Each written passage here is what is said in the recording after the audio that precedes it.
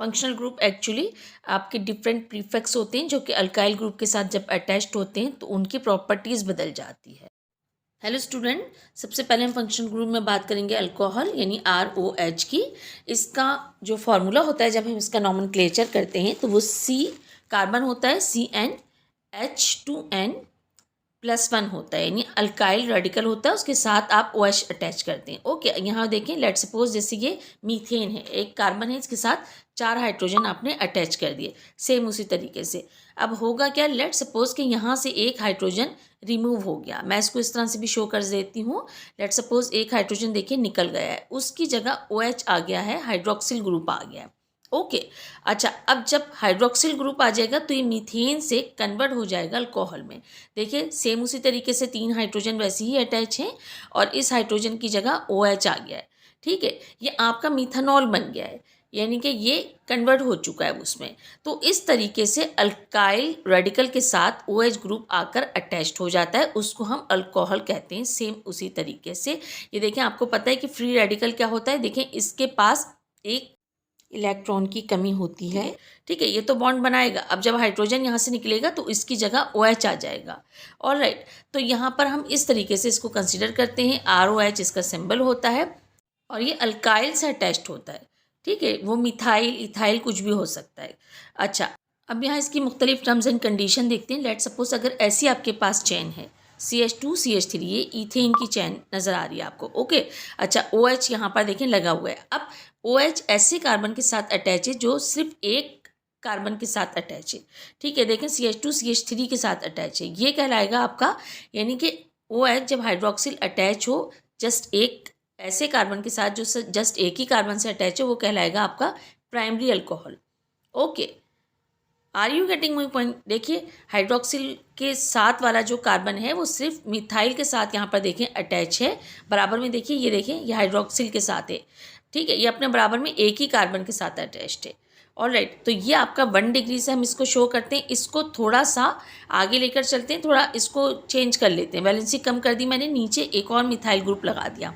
अब ये वाला कार्बन देखें 2 कार्बन के साथ अटैच हो गया। अब OH इस कार्बन के साथ आकर अटैच हुआ है जो कि ऑलरेडी 2 अल्काइल ग्रुप से अटैच्ड है। ठीक है, कितने कार्बन से अटैच्ड है मैं इसको मेंशन भी कर देती हूँ। It's attached 2 carbons. ऑलराइट, अच्छा, अब ये क्या होता है, जब OH ऐसे कार्बन से अटैच्ड हो जो कि 2 ऑलरेडी अल्काइल ग्रुप से अटैच्ड है, 2 कार्बन से अटैच्ड है, तो उसको हम कहते हैं सेकेंडरी अल्कोहल।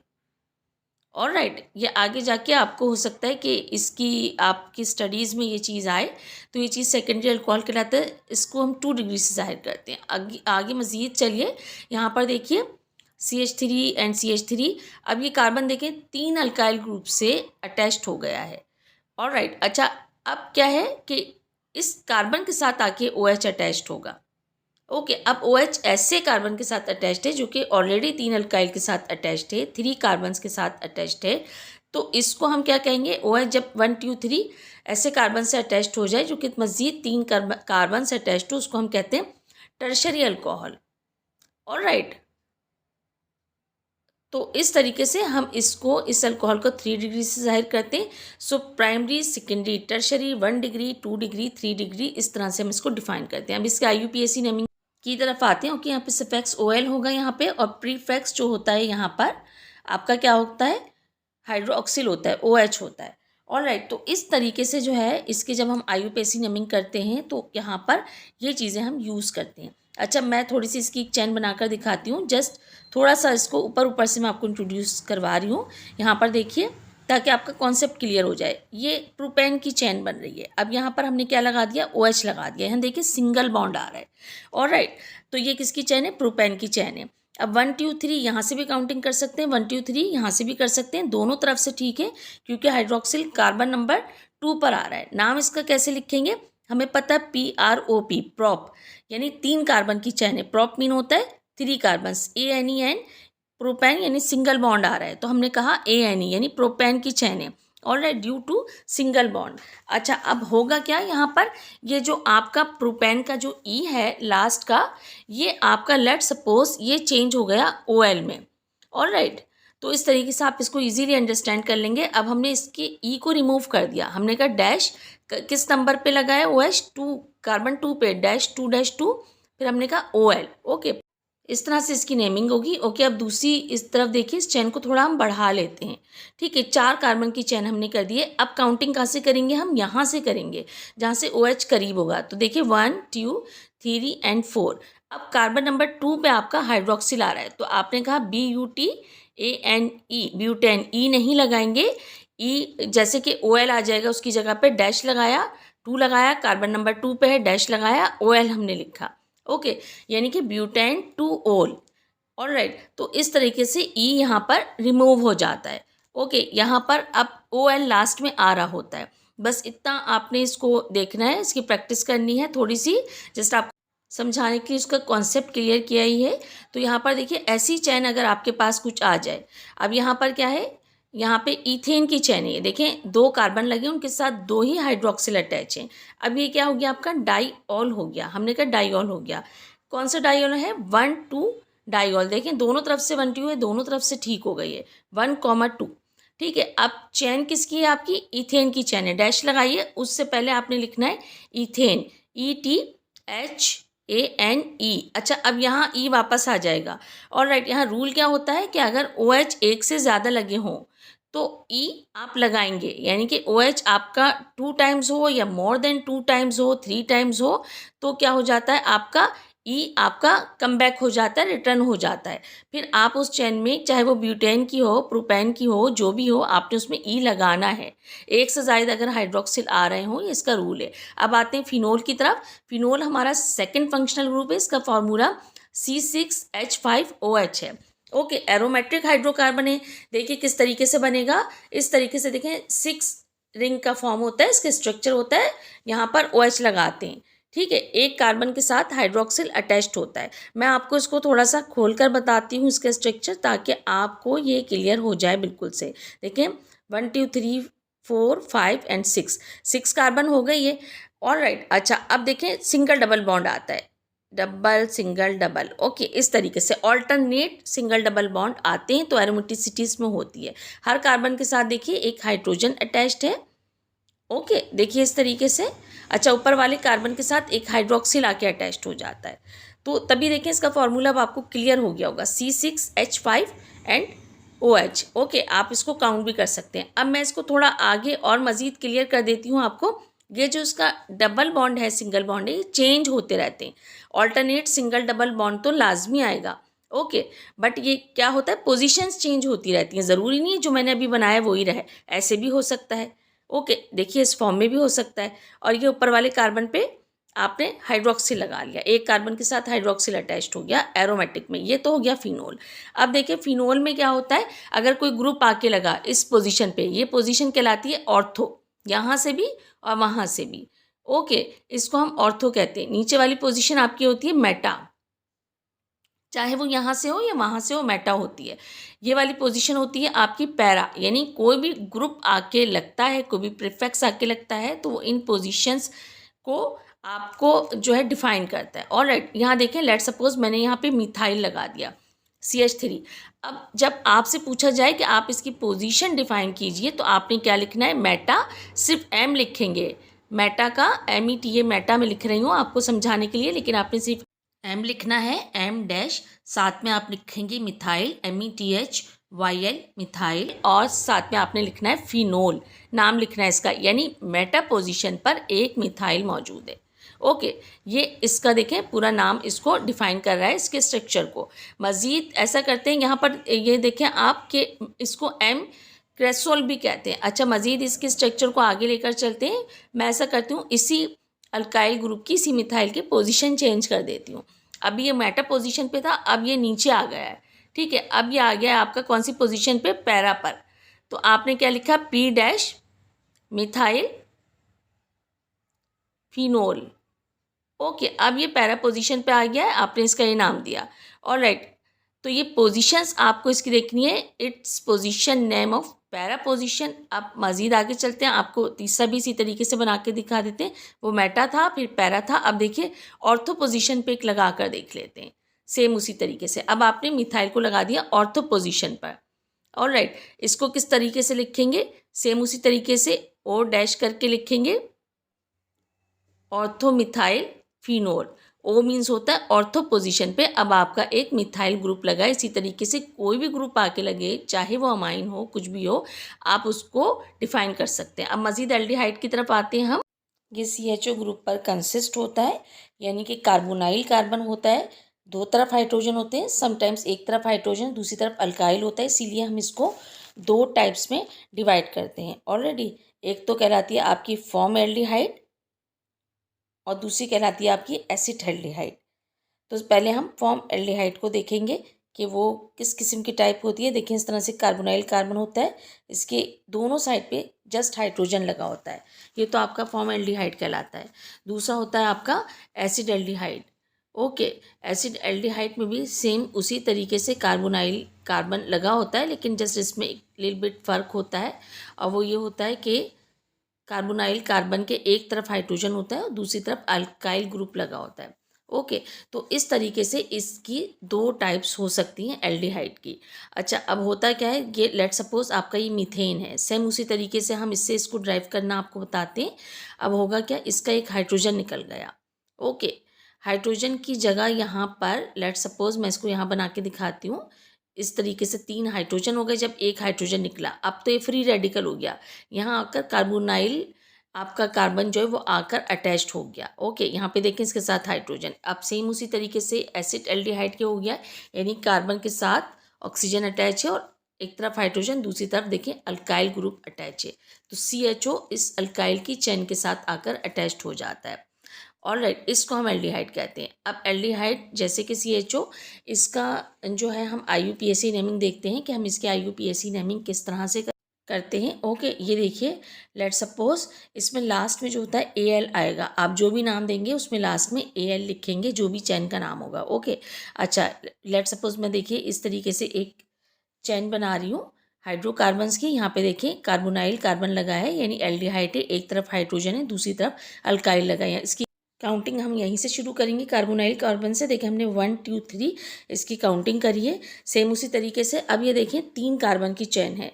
ऑलराइट, जैसे कि आपको पता है ये कहलाती है आपकी PROP। प्रॉप मीन्स होता है 3 कार्बन्स, ANEN, इसका मतलब है सिंगल बॉन्ड आ रहा है। आप E हटा दीजिए, इसका E रिमूव कर दीजिए, इसकी जगह आप समझ लीजिए AL आ जाएगा। ओके, इस तरीके से इसकी नेमिंग होती है। हमने कहा कि ये प्रोपेनल की चैन होती है। ऑलराइट, तो E आपका रिमूव हो जाएगा, निकल जाएगा। अब इस चेन को देखिए मैंने बढ़ा दिया है, उसी तरीके से काउंटिंग करेंगे। अब ये ब्यूटेन की चैन है, E की जगह पे क्या आ गया, यहाँ पे ब्यूटेनल AL आ गया है।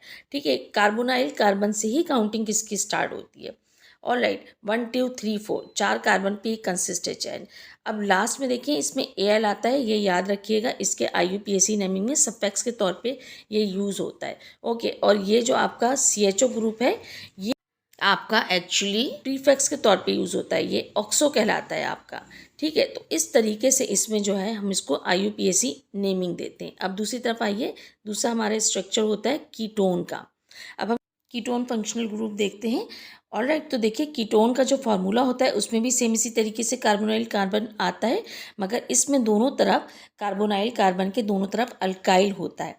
ओके, अल्काइल की चेन लगी होती है। ऑलराइट, इसको हम कहते हैं कीटोन। ओके, अच्छा, अब इसमें देखें आप होगा क्या, इसकी बैलेंसी देख लीजिए, कंप्लीट होती है। हम इसके IUPAC नेमिंग देखते हैं। जब हम इसकी IUPAC नेमिंग देखते हैं तो लास्ट में ONE ओन आता है, ये सफिक्स के तौर पे यूज़ होता है। प्रीफिक्स इसका कार्बोनाइल कार्बन होता है। ओके, इसकी थोड़ी सी हम करके देख लेते हैं। लेट सपोज ये मैं इस तरीके से देखें स्ट्रक्चर बना रही हूँ। ओके, अच्छा, इसकी आप काउंटिंग करें।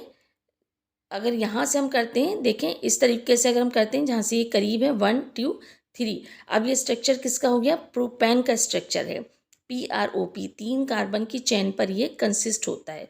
तो हमने कहा ये PROP, और क्योंकि सिंगल बॉन्ड आ रहा है, अल्केन की चेन है, तो PROP ANE नहीं आएगा, E की जगह आपका ONE ओन आ जाएगा।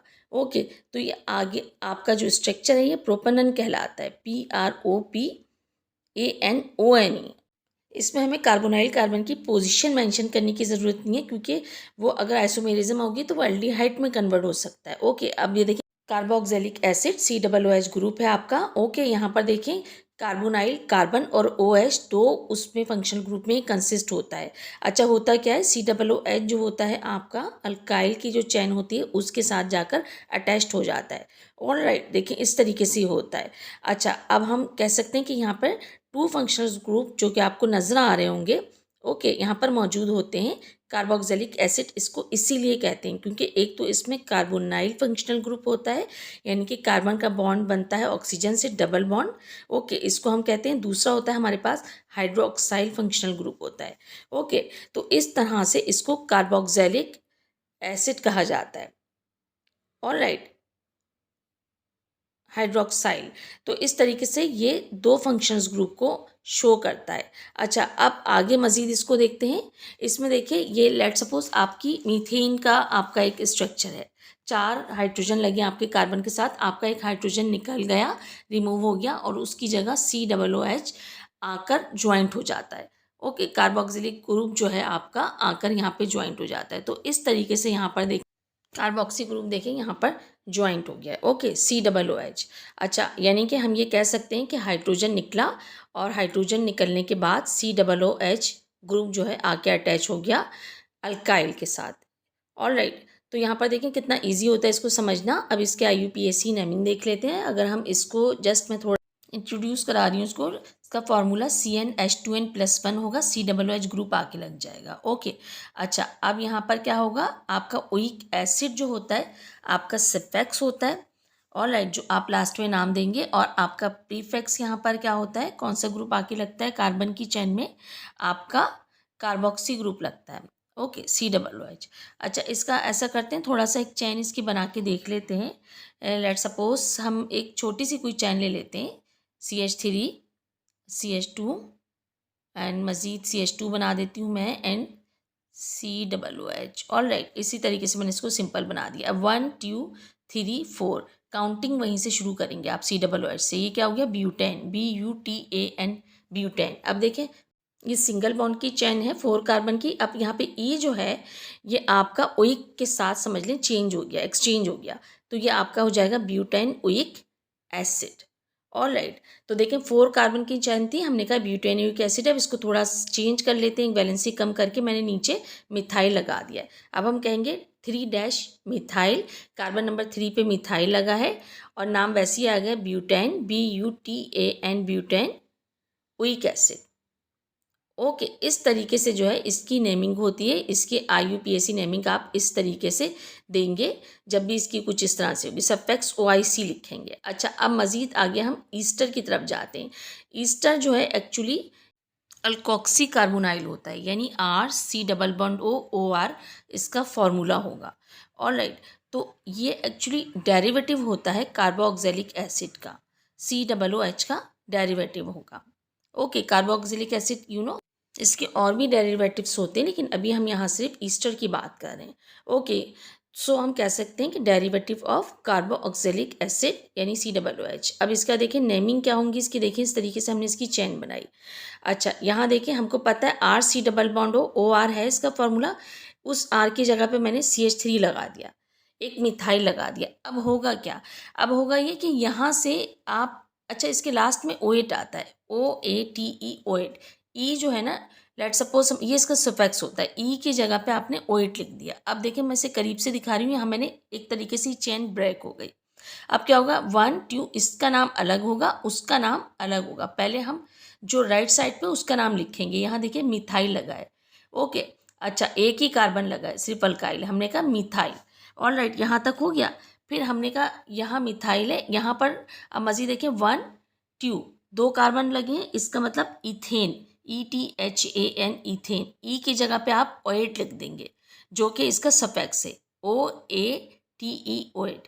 तो मिथाइल इथेन OAT, पहले उस तरफ का नाम लिखा आपने जो कि आपने ब्रेक किया। अच्छा, मज़ीद थोड़ी सी ऐसा करते हैं, मैं इसको स्ट्रक्चर वाइज आपको खोल कर बताती हूँ ताकि आपको मज़ीद इसमें क्लियर हो जाए। 1 2 3 एंड 4 कार्बन की मैंने इस तरफ से चैन बना ली, ओके। इसकी बैलेंसी पूरी कर लेते हैं, स्ट्रक्चर फॉर्म में इसको देख लेते हैं ताकि आपको जो है बिल्कुल इसमें कोई कन्फ्यूजन आ रहा है। ऑलराइट, अच्छा इस चैन के अब राइट साइड को हमने फिल करना है सेम उसी तरीके से। हमने कहा 1 2 3 4 एंड 5 कार्बन बना लेते हैं। ओके, यानी कि पेंटाइल की चेन कर देते हैं। यहाँ पे एक अल्काइल ग्रुप जैसे कि अटैच्ड होता है। अच्छा, ऑल राइट, यहाँ पे मैं हाइड्रोजन सारी वैलेंसीज फिल कर देती हूँ। अब यहाँ पर दरमियान में सेम उसी तरीके से आपका ऑक्सीजन लगा होगा जैसे कि ईस्टर का फॉर्मूला है। ओके, यहाँ पर देखिए हमने ऑक्सीजन लगा दिया। अब क्या करेंगे, अब हमें पता है कि बीच में से ये बॉन्ड ब्रेक होगा। ओके, यहाँ से इस तरफ से आपने जहाँ के ये यहाँ पर देखिए पेंटाइल की तरफ से ये ब्रेक हो गया। अब C डबल बॉन्ड O और दूसरा O, ये वाली चेन आपकी अलग हो गई। अब जब नेमिंग आप देंगे ना तो पहले इसका नाम देंगे। आपको पता है 5 कार्बन की चेन है ये। अब हमने कहा पेंटाइल, PENTYL, पेंटाइल। यहाँ पे देखिए आपको 4 कार्बन नज़र आ रहे हैं, 1 2 3 एंड 4। कार्बोनाइल कार्बन को भी काउंट करेंगे। हमने कहा ब्यूटेन, BUTAN, ब्यूटेन।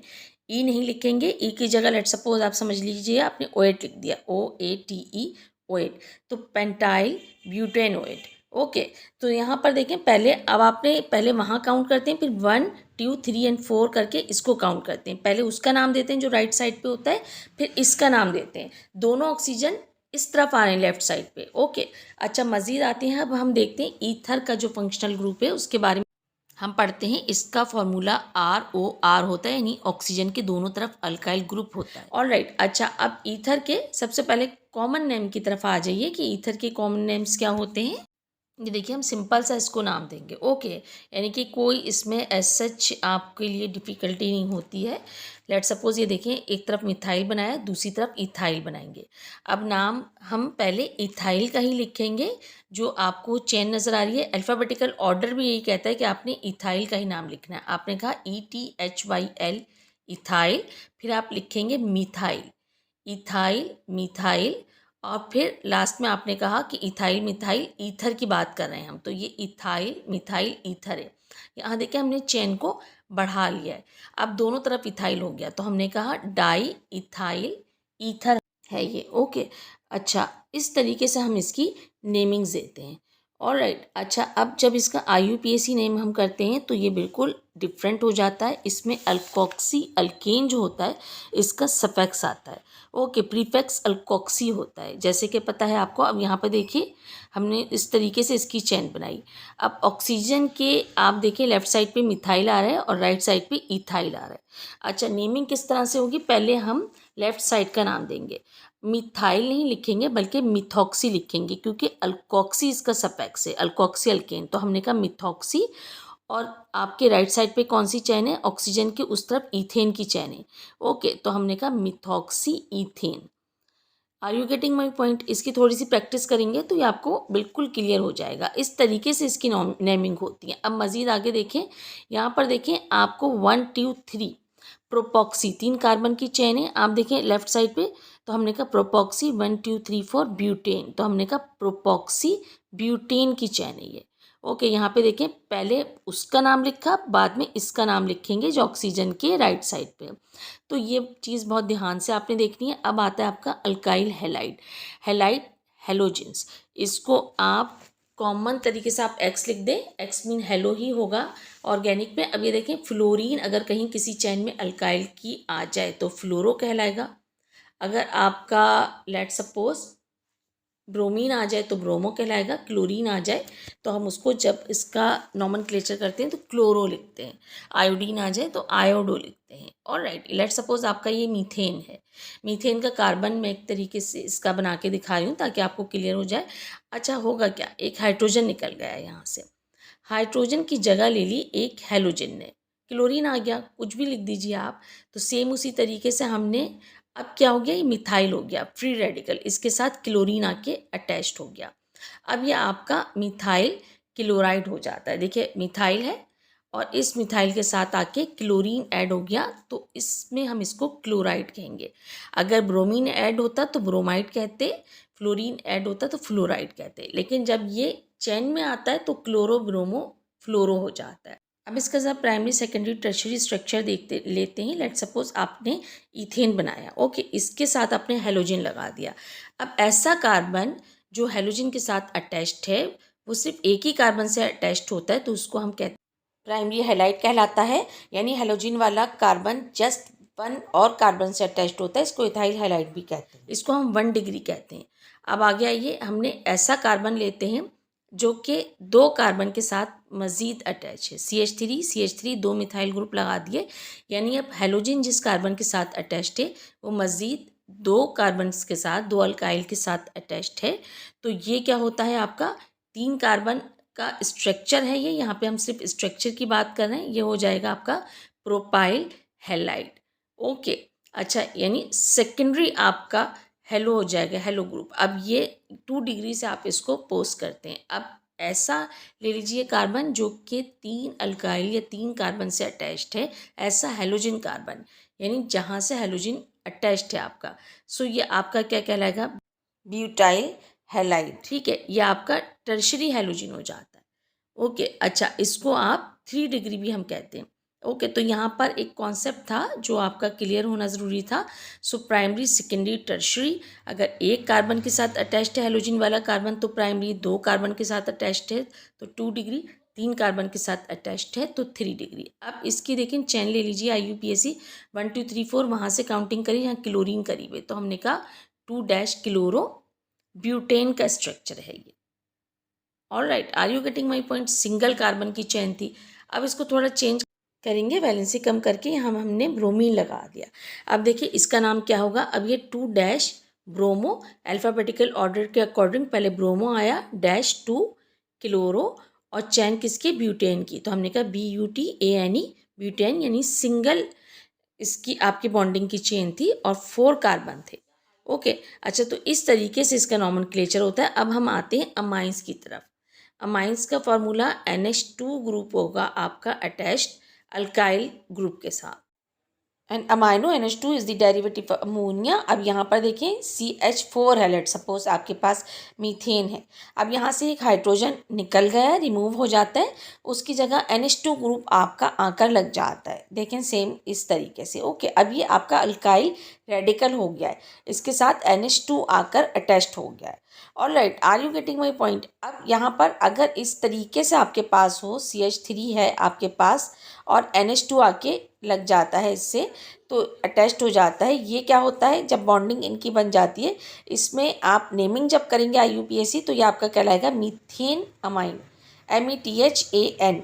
इसका जो E है इसकी जगह आपने अमाइन लिख दिया। ओके, AMINE अमाइन, या आप समझ लीजिए E जो है ये कन्वर्ट हो गया है अमाइन में। इस तरह से आप इसे याद रख लीजिए। अच्छा, इसी तरीके से अब हम ऐसा करते हैं, 2 कार्बन्स की चैन बना लेते हैं, CH2 CH3, इसके साथ NH2 ग्रुप आकर अटैच्ड हो जाता है। ओके, ये NH2 ग्रुप के साथ अब बॉन्ड बना लेते हैं 1 2। इसका मतलब क्या है, ये इथेन की चैन है, ETHAN। अब देखें E नहीं मेंशन करेंगे, इसकी जगह पे इथेन अमाइन लिख देते हैं। ये तो उसके होते हैं IUPAC नेमिंग्स, जब कभी इसके नाम दिए जाएं आप इस तरीके से दे सकते हैं। अब प्राइमरी अमाइंस जो है अगर वो इस तरीके से चैन की फॉर्म में है तो देखिए उसके आप नेमिंग्स किस तरह से देते हैं। ये देखिए इस तरीके से मैं इसकी चैन बना रही हूँ प्राइमरी अमाइंस की, यानी यहाँ पे अमाइनो ग्रुप के साथ जो कार्बन है वो जस्ट एक ही कार्बन से अटैच्ड है, इसलिए इसको प्राइमरी अमाइन कहते हैं। यहाँ देखिए 1 2 3, अब कार्बन 1 के साथ अमाइनो अटैच्ड है, हमने कहा 1 अमाइनो प्रोपेन। ओके, देखें यानी कि हमने कहा कि अमाइनो ग्रुप की चैन है आपकी। अब इसको थोड़ा सा चेंज कर लेते हैं, वैलेंसी मैंने वहाँ से कम करके और यहाँ पर NH2 ग्रुप लगा दिया है। ऑलराइट, अब यहाँ से देखें कार्बन नंबर 2 पे अमाइनो ग्रुप लगा है तो आपने कहा 2 अमाइनो प्रोपेन। ऑलराइट, काउंटिंग कहीं से भी कर सकते हैं क्योंकि NH2 जो है वो सेंटर कार्बन पे मौजूद है। Okay, now we are going to review. यहाँ पर देखें सिंगल बॉन्ड की कार्बन की चेन है, जहाँ सिंगल बॉन्ड आ रहा हो, ये वाला फंक्शनल ग्रुप हो, वो क्या कहलाती है, अल्केन, ANE लास्ट में आएगा। ये देखें डबल बॉन्ड वाले जो कार्बन होते हैं वो क्या कहलाते हैं, अल्कीन, ENE लास्ट में आता है। ट्रिपल बॉन्ड वाले जो कार्बन की चेन्स होती है वो क्या कहलाते हैं, अल्काइन, YNE आता है लास्ट में। ये सारे क्या होते हैं, आपके हाइड्रोकार्बन्स होते हैं। ओके, यानी अल्केन, अल्कीन, अल्काइन, ये कार्बन और हाइड्रोजन मिलके बनते हैं। ओके, अब यहाँ पर देखें, लेट सपोज ये मीथेन है आपके पास, CH4 है ओके, अच्छा यहाँ से आपने हाइड्रोजन आपका रिमूव हुआ और इस हाइड्रोजन के रिमूव होने से यहाँ पे एक फंक्शनल ग्रुप आ गया जो कि OH था। जब ये आकर यहाँ पर अटैच्ड हो जाएगा तो देखिए अब इसका फॉर्मूला बदल जाएगा। अब ये आपका अल्कोहल हो गया, ROH हो गया है ये। जब इसका नॉमेनक्लेचर लिखते हैं तो लास्ट में OL आता है सफिक्स के तौर पे IUPAC नेम में। दूसरी तरफ आइए, उसी तरह से मैं इसको रिपीट कर रही हूँ। मीथेन है लेट सपोज आपका, ताकि इसका अच्छा रिवीजन हो जाए। अब यहाँ पे देखें हाइड्रोजन निकला, रिमूव हुआ हाइड्रोजन, अब यहाँ पर हाइड्रोजन की जगह CHO आ जाएगा, यानी एल्डिहाइड ग्रुप आकर लग जाएगा। और राइट देखें सेम उसी तरीके से कार्बोनाइल कार्बन आकर यहाँ पे अटैच्ड हो जाएगा हाइड्रोजन के साथ। तो यहाँ पर देखें ये सफिक्स के तौर पे AL यूज़ होगा IUPAC नेमिंग्स में।